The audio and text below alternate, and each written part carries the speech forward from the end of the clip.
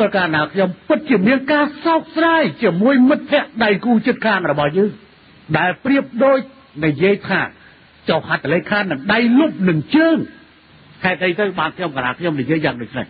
ថ្ងៃ12ខែមិថុនាទស្សនកិច្ចនេះប្រព្រឹត្តទៅល្អណាស់យើងមានជំនួប3យ៉ាងទី1ជំនួបចង្អៀតគេតែអតែតនោះទី2ការចរចាផ្លូវការនិងទី3ការសន្ទនាគ្នា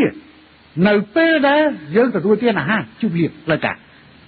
នាយករដ្ឋមន្ត្រីថៃអភិសិទ្ធវេជ្ជជីវៈមិនបាននិយាយជាមួយខ្ញុំកណាខ្ញុំលើបញ្ហានេះទេ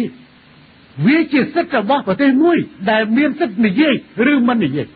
តែក្នុងឋានៈដៃគូជិតខាងយើងគួរតែមានការយល់គ្នា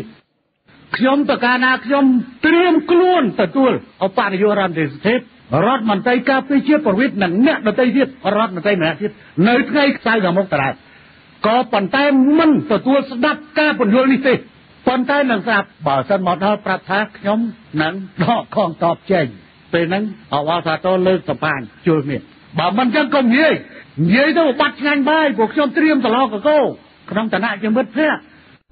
តាក់ទិននឹងហេតុការណ៍ដែលបង្កឡើងដោយភាគីថៃហើយថ្នាក់ដឹកនាំកម្ពុជារបស់ថៃកម្ពុជាក្នុងឋានៈខ្ញុំប្រកាសណាខ្ញុំជាប្រមុខនៃអង្គការនីតិប្រណិប័តដែលមានភារកិច្ចពេញលេញក្នុងការការពារឯករាជ្យអធិបតេយ្យភាពកម្ពុជាខ្ញុំប្រកាសណាខ្ញុំមានសិទ្ធិនិងបោះស្រាយជូនប្រជាពលរដ្ឋមានសិទ្ធិបញ្ជាកងទ័ពការពារទឹកដីតែអ្វីដែលខ្ញុំប្រកាសណាខ្ញុំបញ្ជាក់ហើយបញ្ជាក់ទៀតកម្ពុជាមិនប្រើប្រាស់កម្លាំងយោធាដើម្បីដោះស្រាយទំនាក់បញ្ហាក្នុងទំនាក់ទំនងទ្វេភាគីទីជំរឿនដែលនៅសេសសល់ដែលកម្ពុជាត្រូវប្រើកម្លាំងតែក្នុងក្របខ័ណ្ឌ1សិទ្ធិការពារខ្លួនបាយការពារ2នៅក្នុងទឹកដីរបស់ខ្លួនទឹកដីរបស់ខ្លួន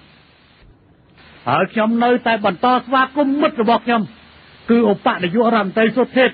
និងរដ្ឋមន្ត្រីការពារជាតិប្រវិតដែលមកដល់ហើយបើសិនយល់ថាมันអាចសម្រេចបំណងទេរឿងមកមិនមកគឺអាស្រ័យលើឯអាដាមទេតែជូនសារទៅមុនថាកុំលើកបញ្ហាព្រះវិហារហើយបើសិនជាជាប់ព្រះវិហារលើកទៅរឿងដកខកថៃទៅបានហើយរឿងមានតែប៉ុណ្្នឹងទេ